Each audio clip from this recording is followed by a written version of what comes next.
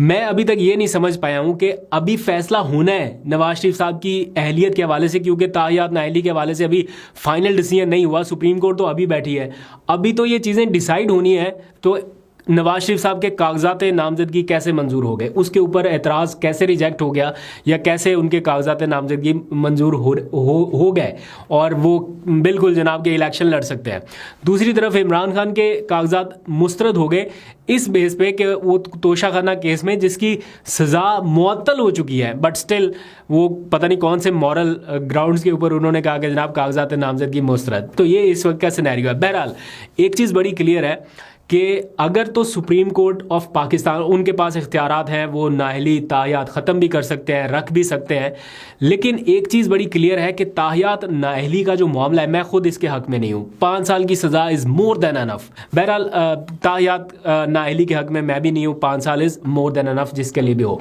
लेकिन यहाँ पर एक और दिलचस्प बात भी है कि नवाज शरीफ साहब की नाअहली तो बिल्कुल ख़त्म कर रहे हैं, लेकिन दूसरी तरफ क्या हो रहा है कि इमरान खान के लिए एक बहुत ही बारीक वारदात जो है वो इस वक्त रिपोर्टेडली तैयार हो रही है, एंड दैट इज कि उनकी जो नाअहली है वो 5 की बजाय 10 साल तक हो जाए। कैसे?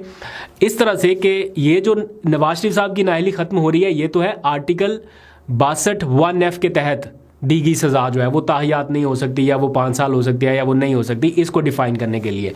लेकिन इमरान खान के हवाले से क्या वारदात हो रही है वो ये कि नैब अचानक से चला गया इस्लामाबाद हाई कोर्ट में, और हाई कोर्ट से ये कहा जा रहा है कि नैब का जो सज़ा याफ्ता शख्स है उसकी नाअहली की मुद्दत जो पहले 10 साल हुआ करती थी वो कम करके 5 साल कर दी थी सिंगल रुकनी बेंच ने, उसको कलअदम करके वापस 10 साल कर दिया जाए, बहाल कर दिया जाए 10 साल की नाअहली की सज़ा। अब ये सोचें कि नैब अचानक क्यों गया इस्लामाबाद हाई कोर्ट के नाअहली की जो सज़ा है वो 10 साल कर दी जाए।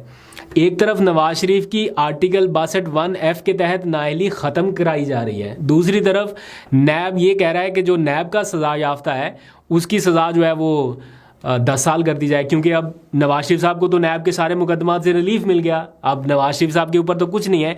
बट आने वाले दिनों में हो सकता है 190 मिलियन पाउंड केस या तोशाखाना केस जिसमें नैब रेफरेंस बना चुका है इमरान खान साहब के ऊपर, उसमें अगर इमरान खान को सज़ा दी जाती है तो दैट मीन्स कि वो अगर ये बहाल हो जाती है 10 साल की शिक, तो वो 10 साल के लिए नाअहल हो गए। दैट मीन्स के 2 इलेक्शंस के लिए बाहर।